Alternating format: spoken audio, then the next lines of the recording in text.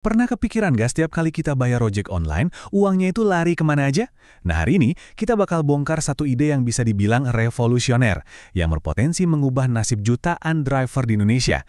Namanya Koperasi Ojol Merdeka. Oke, coba kita renungkan sejenak. Ekonomi digital ini kan lagi kencang-kencangnya, menciptakan banyak banget peluang baru. Tapi, ada satu pertanyaan besar yang seringkali terlupakan. Buat jutaan driver yang jadi tulang punggung industri ini, apa mereka beneran jadi mitra yang setara? Atau, jangan-jangan mereka cuma pekerja yang terjebak dalam sistem yang lebih banyak menguntungkan perusahaan raksasa? Sip! Jadi dalam beberapa menit ke depan, kita bakal lihat apa sih dilema yang dihadapi para driver sekarang? Terus, kita akan bedah gimana konsep koperasi ini menawarkan solusi yang radikal. Kita juga akan gali model bisnisnya, gimana cara mewujudkannya, dan yang paling penting, dampak keadilan apa yang bisa tercipta.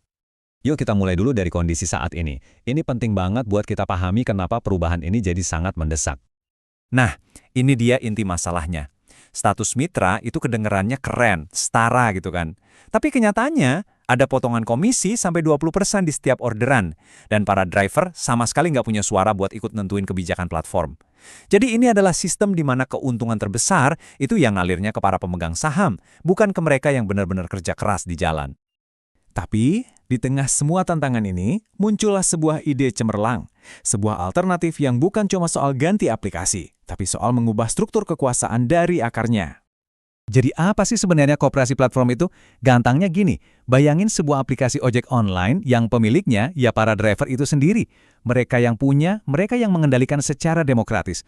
Jadi ini bukan sekedar aplikasi baru ya, ini adalah pergeseran fundamental, di mana driver bukan lagi cuma jadi pengguna, tapi jadi pemilik bisnisnya.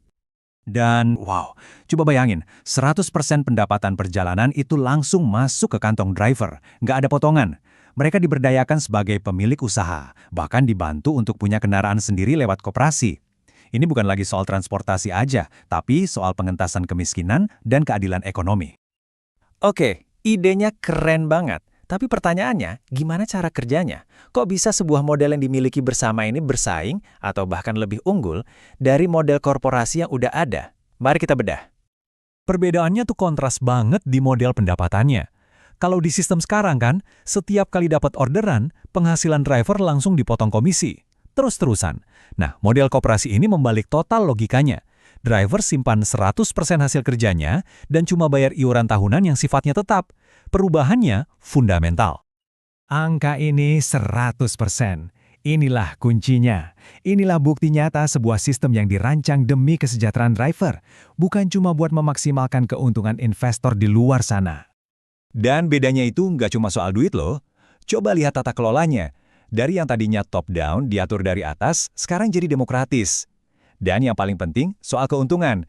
Kalau biasanya lari ke pemegang saham, di koperasi keuntungannya, atau yang biasa kita sebut sisa hasil usaha, SHU, itu dibagiin lagi ke para driver sebagai anggota. Adil kan? Nah, disinilah letak kekuatan sesungguhnya. Kekuasaan tertinggi itu ada di tangan para anggota, melalui rapat anggota tahunan atau RAT.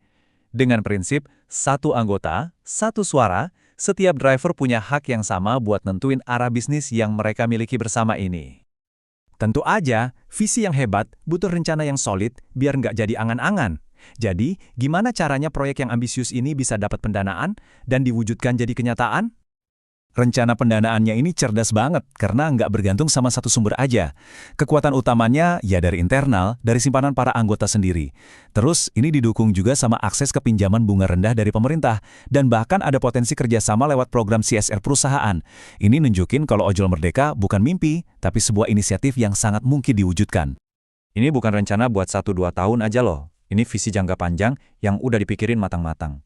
Peta jalannya jelas. Mulai dari pembentukan dan uji coba di beberapa kota, terus lanjut ekspansi nasional, sampai nanti tujuannya adalah mereplikasi model sukses ini ke sektor ekonomi digital yang lain.